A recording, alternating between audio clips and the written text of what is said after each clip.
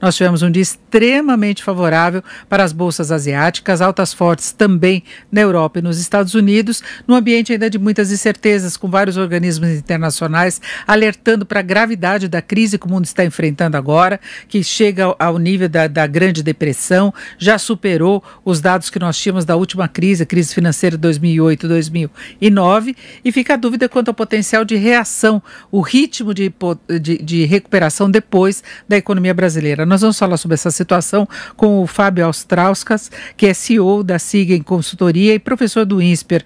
Fábio, boa tarde. Boa tarde, Denise. Boa tarde a quem está nos assistindo aqui pela Jovem Pan. Bom, eu falava desses dados bastante negativos. Nós tivemos hoje, por exemplo, a divulgação dos números do comércio no Brasil no mês de abril. Foi uma queda de 16,8%, acumulando entre março e abril 18,6% de recuo.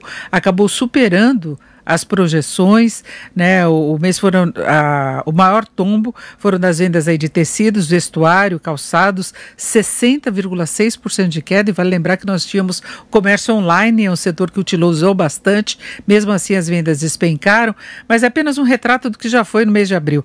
Eu acho que fica a grande preocupação quanto ao que pode acontecer com a economia brasileira e a condição de recuperação, não é? Verdade, ainda teremos os resultados de maio, que trarão números iguais ou até piores do que esse que você acabou de relatar, com uma retomada a partir desse mês de junho, no qual nós estamos, e a partir do segundo semestre. Porém, lembrando que o segundo semestre será já um semestre onde se projeta a provável final da pandemia, pelo menos nessa fase de uma onda principal, como a gente está enxergando, mas que vai deixar um rastro bastante grande de um desemprego a ser recolocado no mercado de trabalho, em empresas que tiveram as suas condições financeiras bastante afetadas, com uma inadimplência acumulada nesse período de 3 a 4 meses que nós vamos ter de pandemia até o segundo semestre, bastante importante, que terão que ter algumas condições específicas para a gente poder ter uma retomada mais rápida da economia. Agora, qual seria a estratégia da sua avaliação para que o Brasil possa ter condição de ter uma recuperação mais rápida? Porque nós tivemos, por exemplo, um levantamento do Instituto do IBRE, da FGV, apontando que o Brasil pode ter um desempenho pior, e 9 em cada 10 países devem atravessar essa crise melhor do que o Brasil, né? E lembrando que o Brasil tem crise na saúde, tem crise na economia e tem crise na política, e em determinados pontos essas coisas se confundem. Então, na sua visão, qual seria a estratégia para o Brasil ainda tentar minimizar os danos? Pois é, esse é o ponto bastante importante que está sendo citado por todo mundo, né? O país vive uma crise, pelo menos, a mais do que os demais países, desses 9, entre 10 que você acabou de citar. O Brasil vive uma crise política que não é comum na maior parte dos outros países que estão lidando com esse momento de pandemia, onde houve um consenso, houve uma união entre a situação e a oposição desses países para superar a crise. Também há que se considerar que diversos outros países, principalmente os da Europa, os Estados Unidos e alguns da Ásia, têm condições financeiras, tinham contas nacionais melhor equilibradas do que a do Brasil. O Brasil estava tentando sair de uma recessão que foi muito forte nos anos anteriores ao início do governo Bolsonaro, e foi pego por essa pandemia. Então, nós não estamos num cenário muito bom para isso. O que se coloca como medidas que são recomendadas, não só no Brasil, como no resto do mundo, para uma retomada maior da economia, é uma entrada de fluxo direto de renda para a camada da população que mais sofreu, esta que o governo ofereceu, colocou na sua medida provisória, depois na Lei 13.998, de ajuda do auxílio emergencial, que deverá ser estendida, porque não foi suficiente.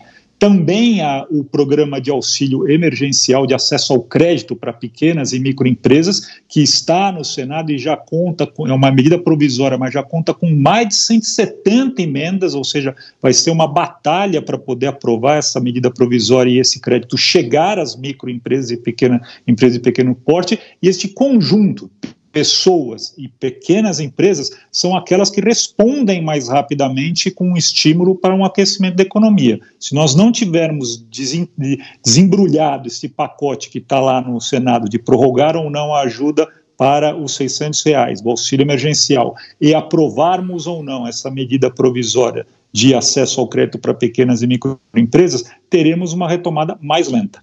Agora, o governo lançou uma série de mudanças em relação a essa questão do acesso ao crédito, pelo menos no caso do Pronamp, que tem a participação da Receita, emitindo notificações para aquelas empresas que podem ter acesso, 100% de garantia para os bancos, até 85% da carteira. É pelo menos um segmento do crédito que talvez tenha mais facilidade. Sim, desde que, volto a dizer, você tem toda a razão, Denise, mas desde que essas não são medidas que basta colocar a medida provisória e ela entra em vigor imediatamente após a sua publicação. Essa medida, ela trata, como no caso dessa medida provisória A 975, que nós estamos falando do acesso ao crédito para microempresa, empresa de pequeno porte, e que não é só empresa de pequeno porte. Veja que essa medida, ela engloba empresas desde um faturamento de 360 mil reais por ano até 300 milhões por ano. É uma condição muito diferente entre as empresas para se preocupar em ter acesso ao crédito. Isso precisa estar regulamentado. Também foi deixado que os bancos, as instituições financeiras, tanto as do governo quanto as privadas, seriam as responsáveis por repassar esse recurso. Porém, a maneira para você poder organizar, regulamentar esse crédito, essa concessão de crédito, ela precisa ser aprovada, ela precisa ter claras as suas condições. Senão as instituições financeiras irão simplesmente continuar represando, como tem feito até o momento, os recursos que poderiam estar destinados à recuperação mais rápida dessas empresas. Agora, o senhor vê então mais dificuldade mesmo de o Brasil sair dessa situação, de ter uma retomada num prazo mais curto, porque a gente vê o mercado financeiro se animando com a reação de Europa, por exemplo, reabertura dos Estados Unidos, reabertura da China, mesmo que haja casos de Covid e preocupação com uma segunda onda, isso tem alavancado um desempenho muito favorável do mercado. A gente precisa separar esse mercado em dois conjuntos, né? Um primeiro mercado, quando a gente fala do mercado de maneira genérica, é esse mercado mais financeiro, voltado à bolsa, voltado a dólar. Esse é um mercado muito sujeito à especulação, muito sujeito ao que está acontecendo no momento. Se há notícia de uma vacina que está para sair, a bolsa sobe. Se há notícia de uma possibilidade de segunda onda, a bolsa cai. Se há alguma notícia favorável, volta a subir a bolsa. Neste momento, no caso específico do Brasil, o aumento da bolsa, ele se refletiu por conta de uma percepção das pessoas lá fora, dos investidores principalmente externos, de que havia um valor de bolsa muito baixo no Brasil, que havia caído mais do que deveria.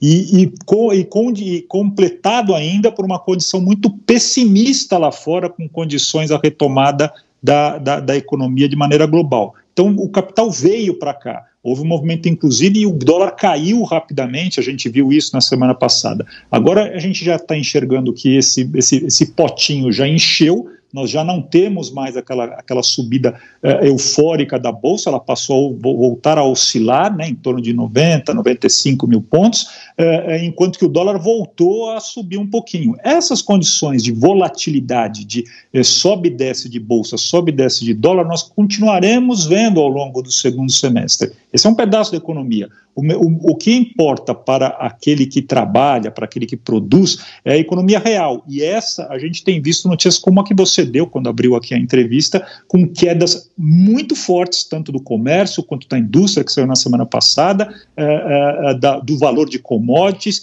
e do desemprego, que continuará alto em todo o segundo semestre.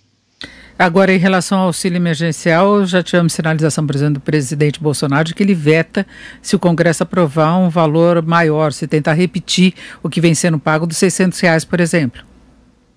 É uma condição bastante difícil do governo, porque, por um lado, do ponto de vista financeiro, de contas do governo, faz algum sentido o governo colocar, né, ou propor que o próprio Congresso, ao propor uma prorrogação no mesmo valor de R$600 por mais 2 meses, também aponte os possíveis fontes de financiamento desse recurso. O país não tem essas fontes de financiamento. É sempre importante lembrar, e eu gosto de fazer essa comparação, ano passado sofremos barbaramente, sofremos de maneira muito grande para aprovar uma reforma da Previdência, não foi fácil, e ela previu uma economia de 850 bilhões de reais para 10 anos. Nós já gastamos praticamente este valor né, até agora, ou empenhamos este valor até agora, e certamente mais do que ele para os próximos 2, 3 anos. Portanto, toda a economia que se dizia crucial para equilíbrio das contas públicas, com a reforma da Previdência, foi consumida durante essa pandemia. O governo não tem condição suficiente para poder sozinho, né, das maneiras como está, prover essa extensão do auxílio emergencial neste valor que está sendo colocado de prorrogação dos R$600. Embora essa seja uma medida muito importante para a retomada da economia. Portanto, essa é uma conversa que terá que ser feita num âmbito além, né, suprapartidário e suprapoderes, ou seja, não só o executivo, como também o legislativo, os dois precisarão encontrar o caminho para que a gente mantenha essa ajuda tão importante. Agora, professor Fábio, para a gente encerrar, o que você pode passar de recado aí para quem está nos acompanhando, quanto à sua expectativa efetiva do que pode acontecer com a economia brasileira? Temos esse tombo, segundo trimestre é quase um consenso que vai ser o pior momento relacionado à pandemia, depois se pode ter alguns dados melhores, mas em termos de perspectivas.